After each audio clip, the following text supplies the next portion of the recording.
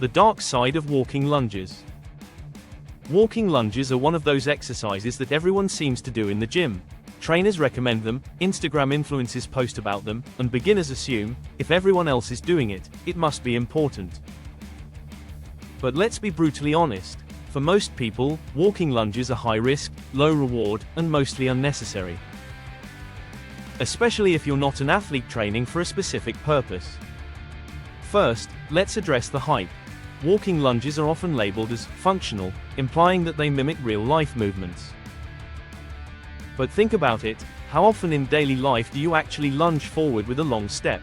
You don't lunge to climb stairs, carry groceries, walk across the street, or bend to pick something up. Most people will never naturally perform a walking lunges outside of the gym, so spending time on them is largely time-consuming with minimal practical benefit. Functional training is supposed to improve movements you actually use in everyday life, and walking lunges don't quite meet that standard for regular gym goers. Now let's talk risk. Walking lunges may look simple, but they are easy to mess up. Overstride even slightly, and your hips start to compensate. If your glutes, hips, or core are weak, your lower back immediately takes on the extra load. If you lose your balance for even a second, you're putting your knees, hips, and groin at risk.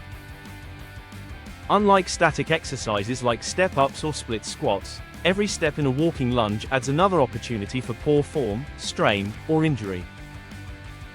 The movement can build strength when performed correctly, but since most people don't execute it with perfect form, it becomes a risky choice for casual gym goers. Then there's the time factor. Walking lunges take a long time to complete a decent set because each step must be controlled, legs must switch, and balance must be maintained. For the same time investment, you could do static lunges. Bulgarian split squats target the same muscle group and do so without compromising your hips or form.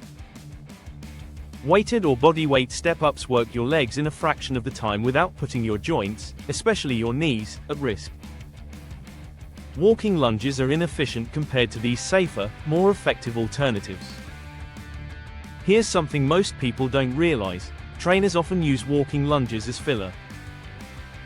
If a session has downtime while waiting for equipment or organizing the next exercise, walking lunges keep clients moving, look impressive on a plan, and give the illusion of hard work. But for the average gym goer, it's just time spent walking back and forth with limited benefit. You may feel sore the next day, but that soreness doesn't necessarily translate into strength, stability, or functional skill.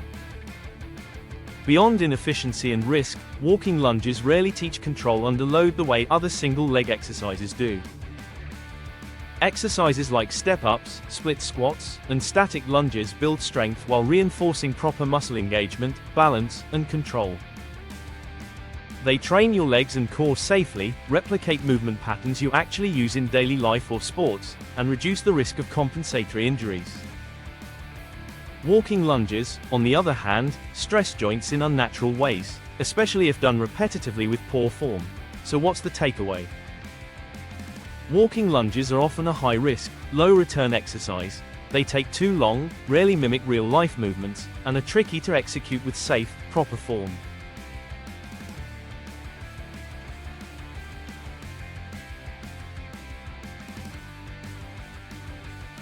And they can cause hip, knee, and lower back problems if your form slips even slightly. Unless you are a seasoned athlete who truly needs walking lunges for sport-specific training, they are mostly hype. Don't fall for the gym trend or do them because everyone else is. There are safer, faster, and equally effective alternatives that provide strength, stability, and balance without putting your body at unnecessary risk. Here's the brutal truth: walking lunges can do more harm than good for most people. They're best reserved for professional athletes who need them for sport-specific performance and movement patterns. They're time-consuming, carry a potential risk of injury, and offer little functional benefit for everyday life.